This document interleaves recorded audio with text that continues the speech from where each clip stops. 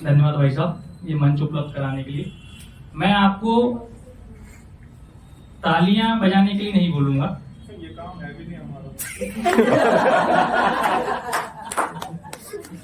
इसका तो मुझे पता नहीं, शायद आपके शौक भी उस प्रकार के हों कि बस यही गलती मैं हर बार करता हूँ, आदमी से प्यार करता हूँ। वेरी गुड, बढ़िया जा रहा है, बढ़िया जा रहा है। अब तो लीगल भी हो गया है काम, सही बात, दिक्कत नहीं है। सही बात। तो मैं आपको तालियां बजाना इसलिए नहीं कहूंगा क्योंकि मेरा मानना है कि तालियां और गालियां किसी की अनुमति की मोहताज नहीं होती।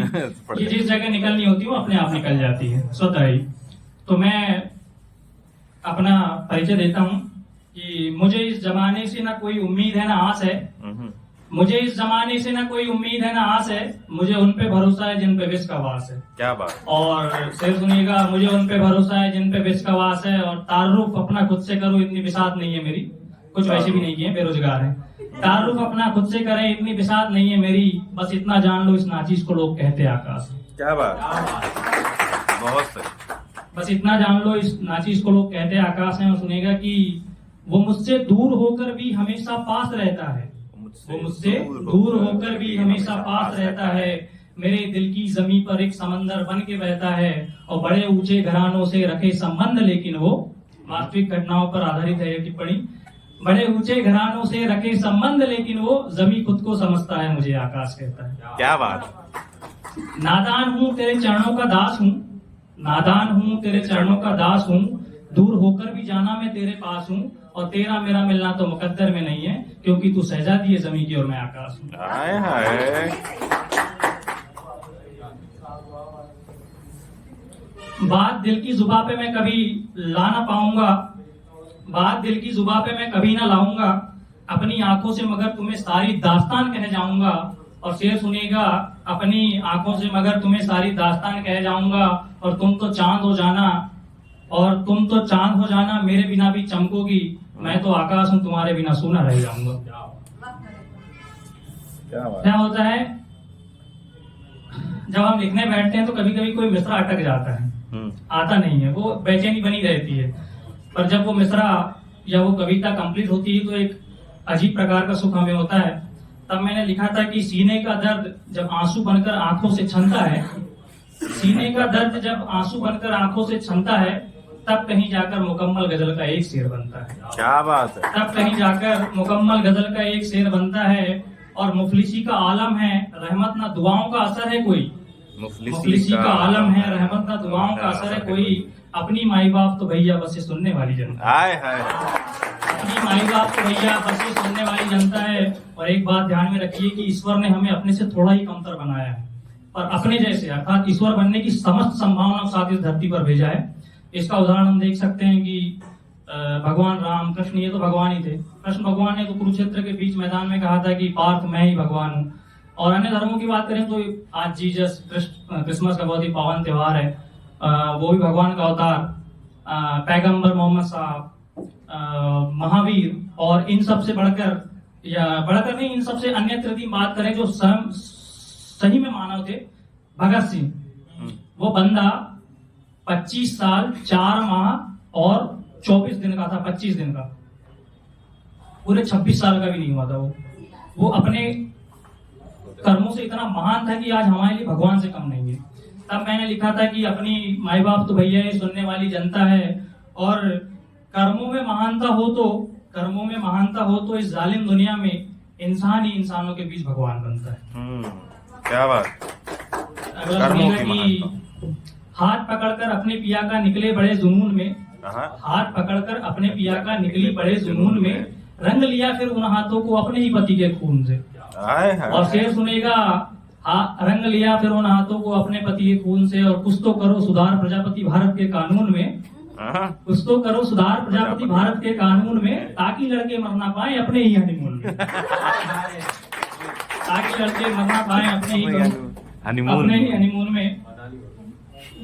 सुनिएगा कि औरों से अलग मेरी जात कर रहा है, भाभी दूल्हों के अंदर खौफ ज्यादा है, समझ में आ गया।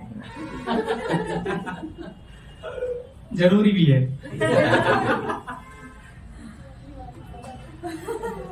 औरों से अलग मेरी जात कर रहा है, औरों से अलग मेरी जात कर रहा है, यहाँ को हर कोई मेरी ही बात कर रहा है, और शब्दों से तेरा ही रूप उकेरता हूँ कागज पर, शब्दों से तेरा ही रूप उकेरता हूँ कागज पर, ये तेरा हुस्न ही है जो मुझको विख्यात कर रहा है। क्या बात है, क्या बात।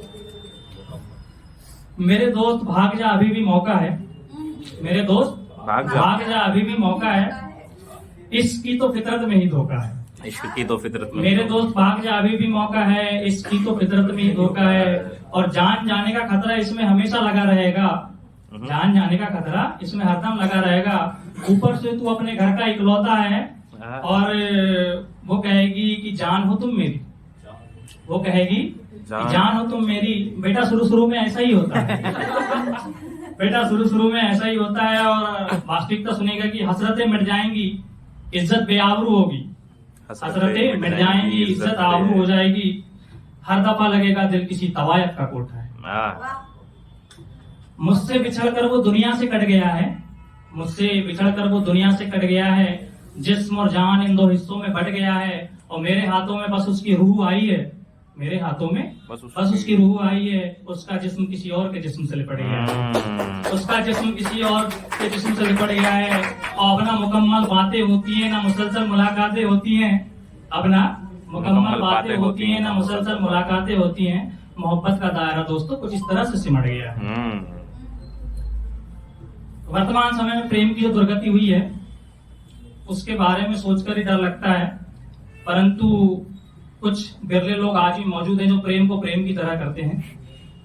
तो यदि उनका प्रेम नाकाम हो जाए तो वह किस प्रकार की प्रतिक्रिया देते हैं कि यादों के संदूक में ये पैगाम रख दूंगा।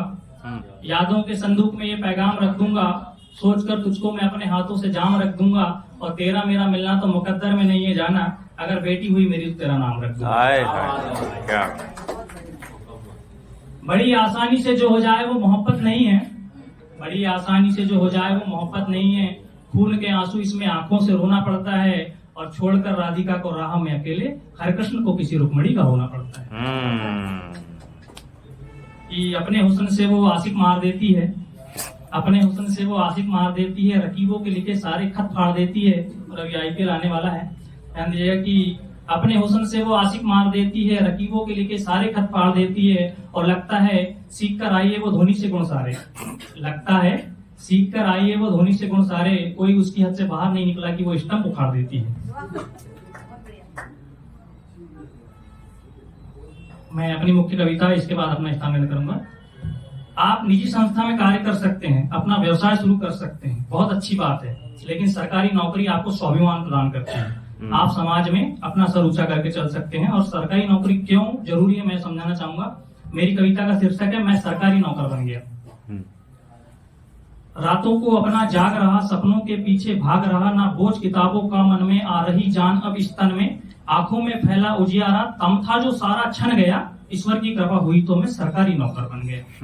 ईश्वर की कृपा हुई तो मैं सरकारी नौकर बन गया।